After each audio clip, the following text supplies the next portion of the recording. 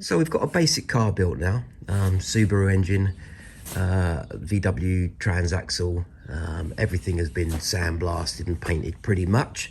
So that's a good stage to be at.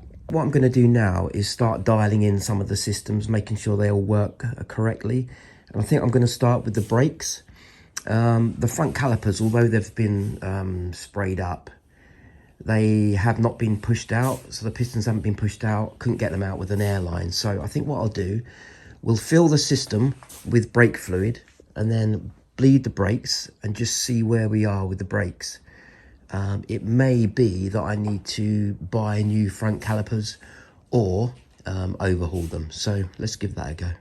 What I do need to do is just temporarily attach a brake fluid reservoir so that I can fill the system with brake fluid and then bleed them. So let's give that a go. So all I've done for now is just jerry-rigged up the brake fluid reservoir.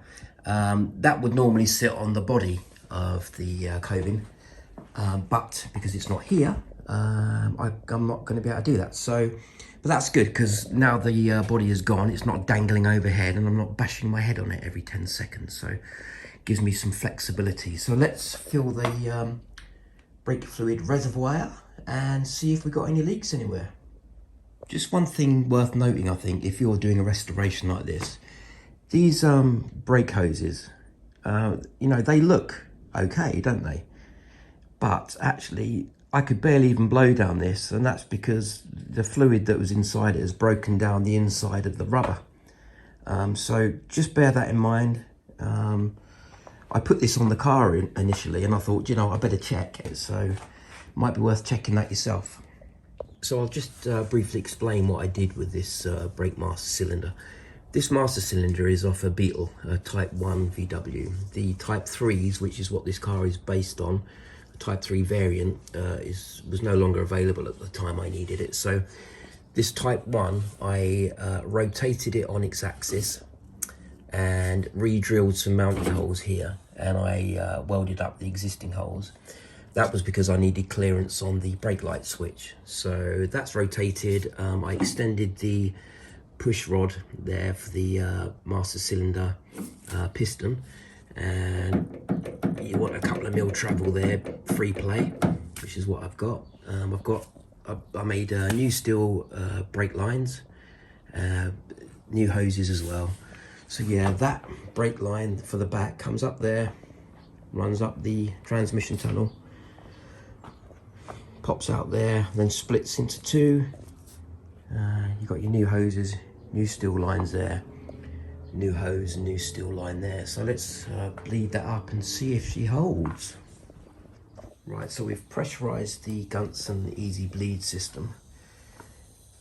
I've used the existing VW cap there, drilled a 10mm hole in the middle and mounted it that way. I was getting leaks with the existing Gunson cap. The braking system is now pressurized. We've got about 20 psi running through there at the minute. So yeah, let's go around the old bleed nipples and start bleeding it.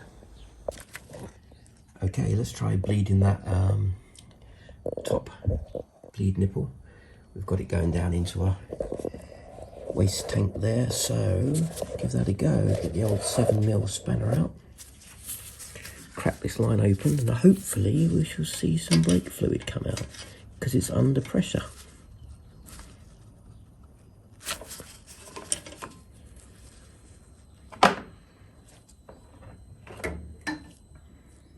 Here it comes. Going to be very bubbly at first because it's full of air, obviously, the system.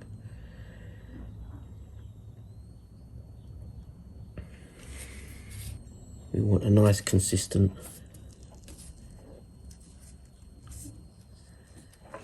bubble-free stream, which is what we've got there.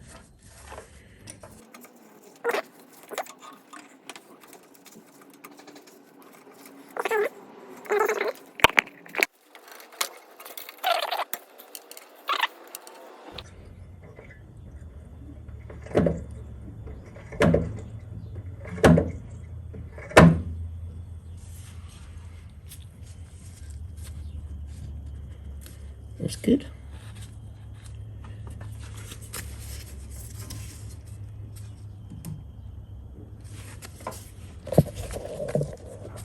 You can see a nice steady stream of brake fluid coming out of there. So that's good, there's no air in that line now. One thing to look out for if you're using this Gunson Easy Bleed system is that you want to keep the fluid level topped up nicely in this bottle, because this bottle transfers over to that fluid reservoir. So obviously if that goes down to air and you're pumping air into that one, and then you're introducing air into the system again, which isn't good. So make sure you keep that topped up. Right, so that's looking leak free. So let's move over to this side now. Hopefully we'll have no leaks anywhere, but we won't know until we bleed it. So 7mm spanner, crack that loose, bubbles should come out.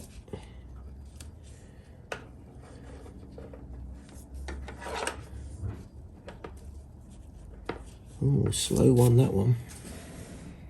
Slow movement of fluid there. Yes, it would help if you actually connected the air line to the tyre again. Idiot. So it wasn't pressurised. Let's give it another go. Ah, there we go. Oh, what a numbnuts. Looking a bit better. Okay, let's do the lower nipple again. The reason it was going slow before was because there was no pressure in the system, or very little pressure in the system. So let's give it another go. We'll just top the feed bottle up again. I'm going to take the pressure off the tyre first. There we go.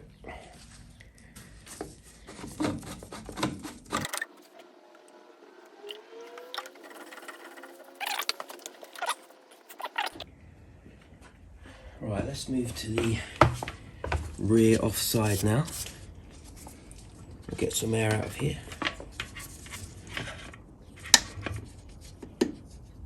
Right, I've just increased the tyre pressure, or the amount of pressure that's going into the Easy Bleed system, because it was taking forever to get back here. So hopefully it should start coming through. There we go. So we're running about 25 psi to the back here now of pressure.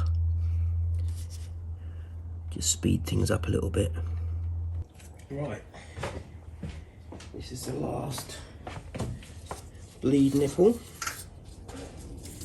Let's get some fluid out of here.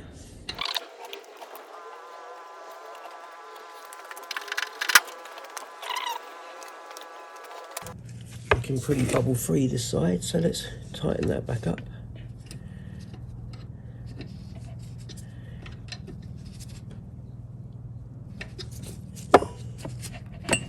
Pull that off of there.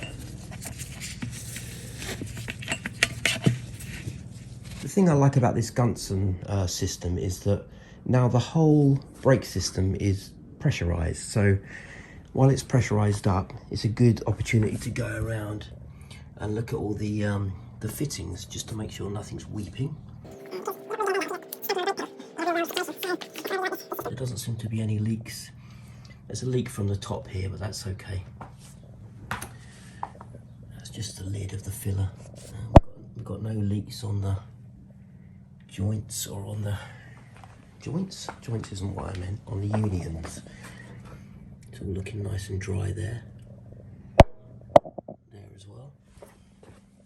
That's looking good. I'll just check the backs. Looking good. Hopefully you're not being sick while I'm wobbling this around all over the place. So yeah, looking pretty dry and good. Let's see if we've got a pedal. So after that bleed, we have no pedal whatsoever. So let's go around the system again, see if we can get more air out, see what's going on. Right, I've just bled the brakes again. I can't see any more air in the system, but if you look here, no pedal whatsoever. Now I'm wondering whether the rear shoes need adjusting out as far as they can go, because they might be over traveling, as it were.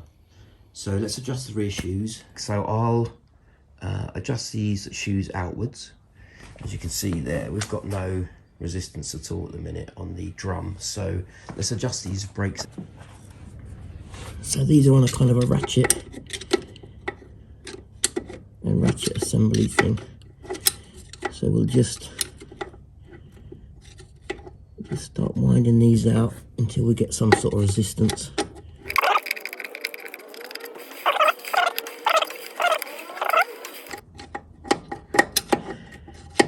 Right, that's tightening up now. So you can see that's locked, which is too tight. We want some free play there. There we go. Now I've got a feeling these drums are out of round, because you get a tight spot on a free spot, so they're probably going to need replacing at some point. Let's back that off again. And we'll do the other side then. We don't want any binding, but we do want the shoe slightly rubbing on the drum. There we go. Let's move on to the other side. So we're now onto the near side, or the left side. Let's wind these adjusters out as well.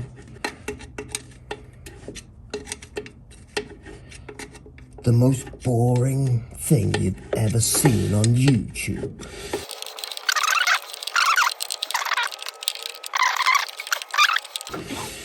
Okay, that's feeling okay. Let's just check this side again.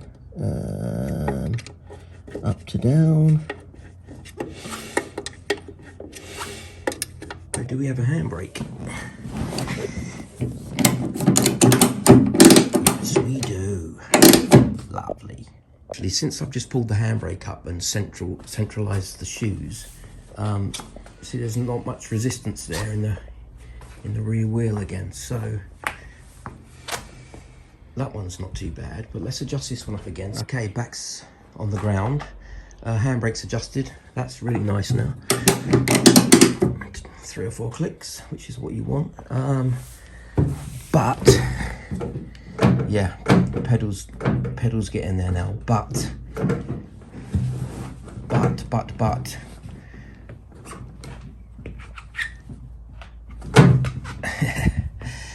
as you can see there, I can't turn the front wheel, which means the pistons have come out a little bit, but they've locked up. So calipers are going to have to be removed, and that one's not too bad. Now what happens when I put my foot on the brake this side? Okay, that's good. Right, I like to tidy up between stages, so now that everything's bled, let's tidy up, get that wheel off and see what's going on with that caliper.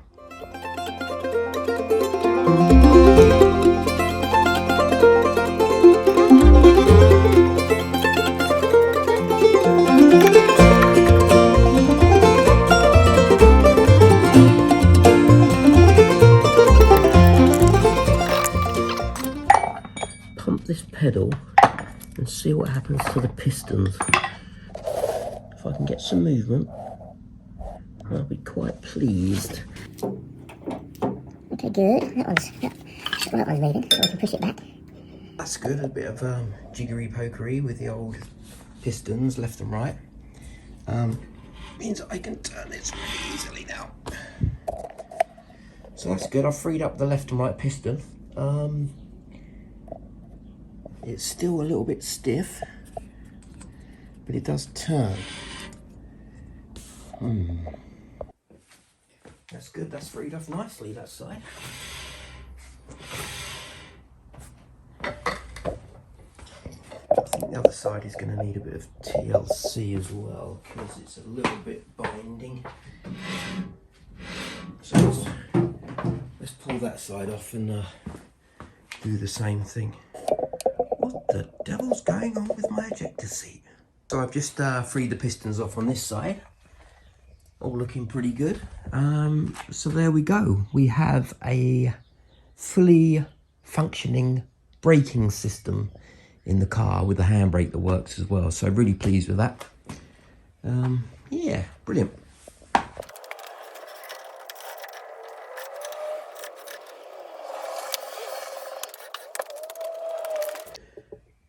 So there we go.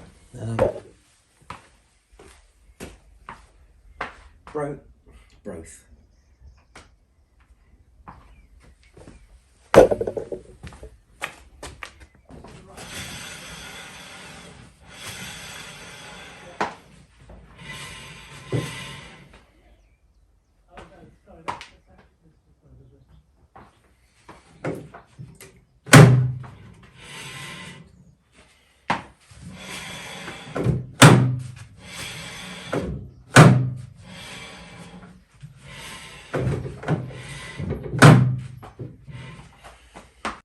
Last little test is to see whether our brake light switch is working correctly. So we've just probed the 2 terminals and set it to continuity. The voltmeter, that is.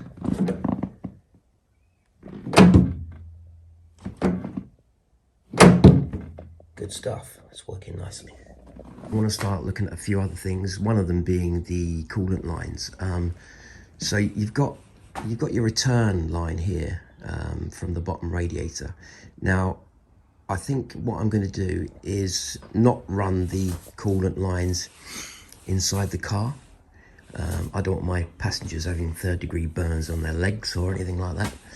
What I'm going to do, I could run a coolant line under the car, all the way under the car to the front here. But if I want to lower the car, that might cause me some problems. They might start scraping. So what I think I'm going to do is run it under the car kind of to that point, do an angle here, and have it running on the outer edge and then back in like that. And that is because a lot of the speed bumps in the UK are kind of just about that wide. So it'll just mean that I'll avoid them a little bit. So that's my thinking behind that. So that's probably something I can address a bit more when the body's back, because I don't know where the pipes are going to end, probably about here. So yeah, but in the meantime, I'll order some aluminium tubing in, tube, and then I'll have to get hold of a second-hand bender so that I can start bending these lines up. Thanks for joining me once again. I'm having a bit of a problem getting hold of another master cylinder. This one's all crusty and needs changing. Can't seem to get hold of them for love nor money. So, this car came with a Type 1 master cylinder, which doesn't quite work. So I've got to modify the push rod thing and, yeah, crack on with that. So, in my last riveting episode, you may remember I re-drilled this master cylinder mounting bracket, which means that I've got 2 extra holes that I don't need now. So, let's weld them up first. Pleased with that mod? Rotated the Type 1 master cylinder, as you saw me do. Extended the push rod between the brake pedal and the master cylinder. That gave me the extra 30mm I needed, just by welding a bolt onto the back of the push rod. So that's good. Bolt with the same thread. It was quite hard to find a bolt of the same thread, I tell you that much. Give it a spray. Good to go.